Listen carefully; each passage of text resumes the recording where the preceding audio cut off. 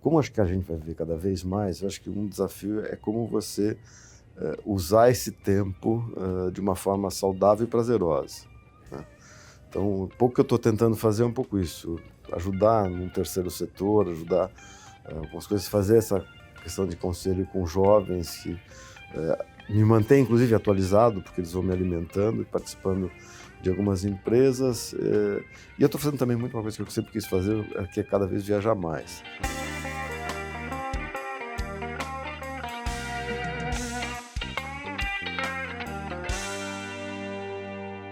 Oi, gente, eu sou o Cuca, do Homem de Prata, e mais uma vez trago para vocês mais uma pessoa incrível no dia de hoje.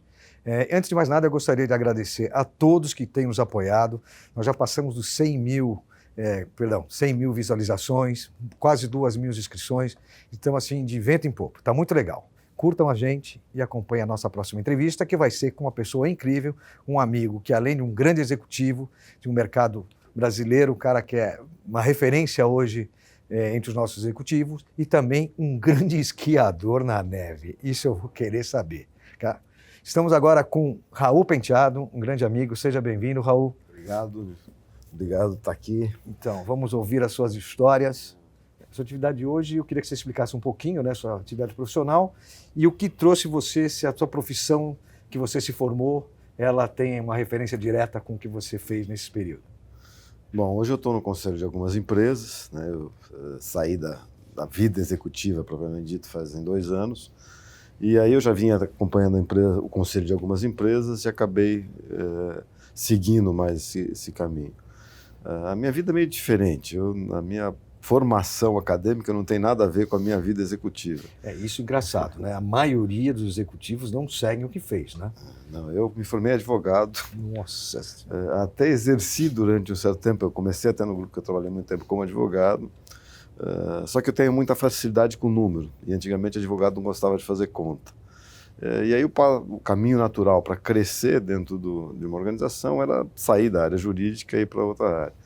E aí eu fui ser gerente de recursos humanos, diretor de contabilidade, controladoria, desenvolvimento de produtos. Eu tive uma vida bem eclética. Totalmente ligado à advocacia. Bastante próximo. E o que você vê de grandes transformações nesses últimos 10 anos? Nossa, eu acho que mudou muito. As empresas que não mudaram, se não morreram, estão morrendo. Véio. A forma de você... Eu lembro que há 20 anos atrás a gente tinha, né, cada diretor, na época não era presidente, era diretor, cada diretor tinha sua sala com 2 secretárias, banheiro, sala de reunião, tudo fechado. A gente usava paletó e gravata e tal. Quer dizer, no final a gente estava todo mundo num salãozão só, com uma secretária para todo mundo. Eu diria que muito mais do que ser informal, era muito mais direto, muito mais objetivo, com muito menos formalidade, onde era bom para todo mundo, você tinha um ganho sensacional.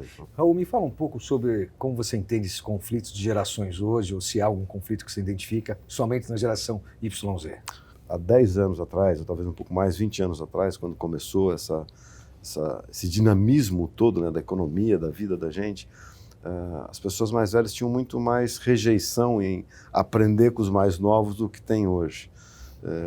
Hoje eu acho ao contrário, acho que hoje eu mesmo, uma das coisas que eu estou fazendo que o pessoal chama de mentor, eu não chamo porque eu não acho que é tão técnico assim, eu falo que eu sou mais conselheiro, e eu tenho 4 jovens, né, na faixa de seus 30, 32 anos. Meninos. Que às vezes eu chamo de meninos, mas eu tento me corrigir, porque um deles, inclusive, tem 31 anos, é presidente da empresa. Uhum. E eu acho que eu ajudo bastante ele, mas eu tenho aprendido muito com eles também.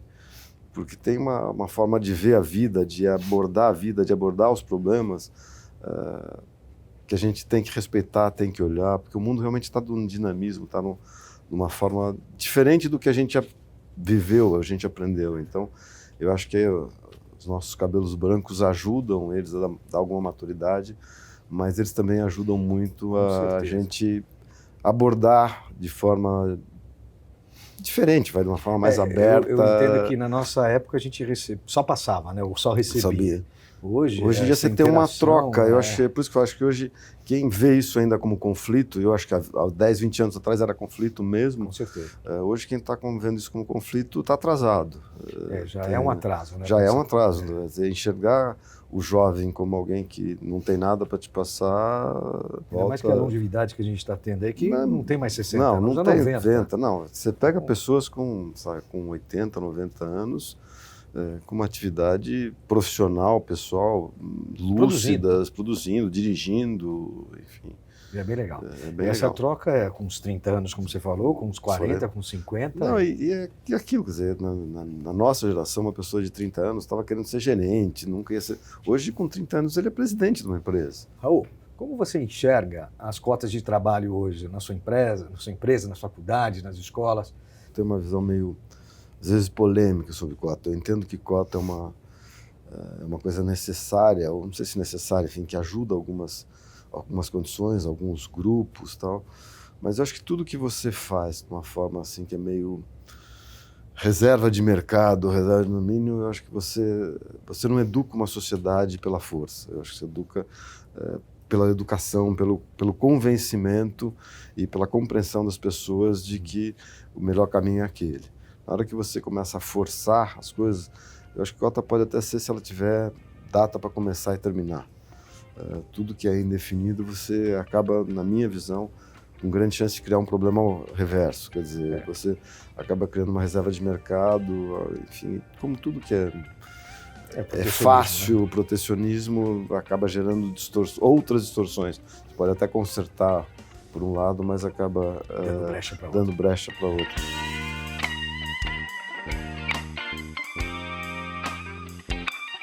Como é que é a saúde do Homem de Prata? E como é que é a saúde financeira? Porque todos pensam que é muito fácil, todas as pessoas que nós entrevistamos têm só sucesso, e não é bem isso, né? Passa por um monte de perrengue na história da vida, né? Eu acrescentaria até um terceiro ponto, que é como você se planejar para usar o seu tempo depois. Que você, quando é um executivo, você está tomado 12, 14 horas por dia. E, de repente, você tem 12, 14 horas por dia, se você não se planejar, também ociosas. E que é péssimo, né? Porque eu acho que quem fica ocioso começa... depressão, enfim. Então, acho que você tem que se planejar em 3 vertentes. Saúde, financeiro e como é que ocupar seu tempo. E não deixar para fazer isso, uma semana antes de você fechar a gaveta e esvaziar a gaveta. E aí? Ao contrário, até. Eu acho que você tem que pensar, como na saúde, como no financeiro, você tem que se programar com bastante antecedência. Acho que você tem que planejar o que você vai fazer. Vai sobrar no momento algum tempo. Hoje até eu tenho dificuldade ao contrário, está me faltando tempo. E era a minha grande preocupação quando o dia que eu fechei a gaveta, no dia seguinte, falei, nossa, e amanhã, né? E eu tenho um escritório grande em casa que eu poderia perfeitamente usar o meu escritório, né? E eu falei, não, eu tenho todo dia eu tenho que fazer barba e vou nem que é seja só para ler o jornal, mas eu vou ler o jornal, não vou ficar em casa. E eu acho isso tão importante quanto as outras coisas. Porque, primeiro que isso vai abrindo portas para você fazer outras coisas. Então, você manter contatos, conversar com as pessoas, marcar almoço, enfim, estar disponível, procurar as pessoas, é tão importante quanto os outros 2 pontos. Você tocou, só te fazendo uma parte, esse negócio da amizade, né? A amizade na nossa idade, ela tem muito mais valor, a gente consegue resgatar, não sei se acontece com você, amigos e conhecidos que você não tinha tempo para estar com eles. Nossa, tem acontecido todos os dias comigo. Mas eu acho importante, principalmente quando você passa, né, para o outro lado, para quem ainda não passou, não esquecer de quem já passou, dar atenção para quem já passou. Claro. Porque às vezes tem gente, eu acho que no meu caso deu certo, mas tem gente às vezes que não dá tão certo. Então, você está disponível. E muitos, hein? Está aberto às vezes para ir almoçar e tomar um café, convidar para tomar um uísque, convidar para jantar. Alguém que foi teu companheiro de trabalho, teu colega, ou enfim, teu parceiro. Eu acho que é fundamental, porque você está plantando uma semente para o seu futuro. Você está ajudando alguém que espero que um dia possa te ajudar, outra pessoa vai ver teu exemplo, vai te ajudar. É legal você falar, porque você sabe como é que somos homens, a gente não fala, né? Então as pessoas têm medo de, eu vou procurar um amigo, eu vou...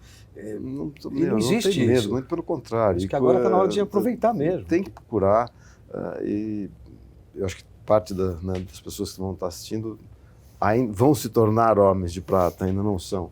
Então, se eu posso dar uma sugestão, um conselho, por favor, use a sua procura as câmera à pessoas, vontade. procura às vezes na empresa que você trabalhou, tem um cara que já saiu, um cara que você já aposentou, às vezes mais difícil ainda ter um cara que foi desligado, então que está, né, mais deprimido, mais ansioso. Convida esse cara para almoçar, convida... Cria a sua comunidade, né? A sua confraria. Ajuda, né? Eu acho que faz bem. E financeiramente eu acho o seguinte, acho que você tem pelo menos a forma que eu fiz, eu acho que você vai tendo fases na vida.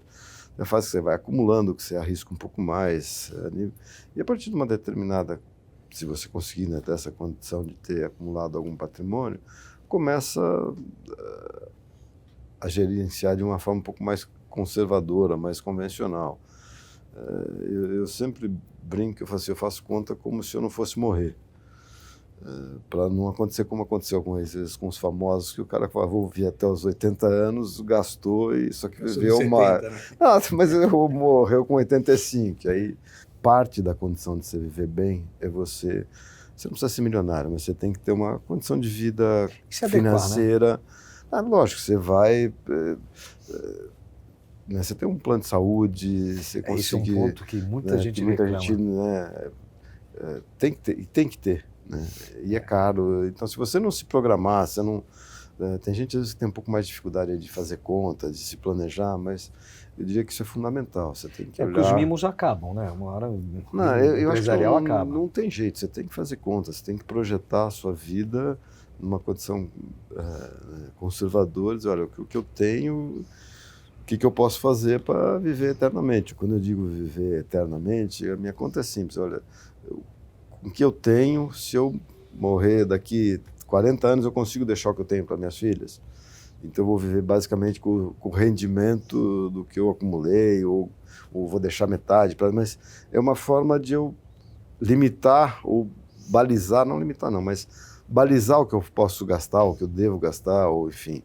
Para viver bem dentro do Para viver bem dentro do que eu consegui formar. Agora, eu não poderia deixar, né, de perguntar se você é um mega esquiador, campeão mundial de esqui. Conta essa história, pô, só você e quem mais ao contrário, muito você pelo faz aqueles looping lá. Nada, faço nada. Eu sou bom, sou bem homens de prata mesmo. Eu quero entrar inteiro e sair inteiro também.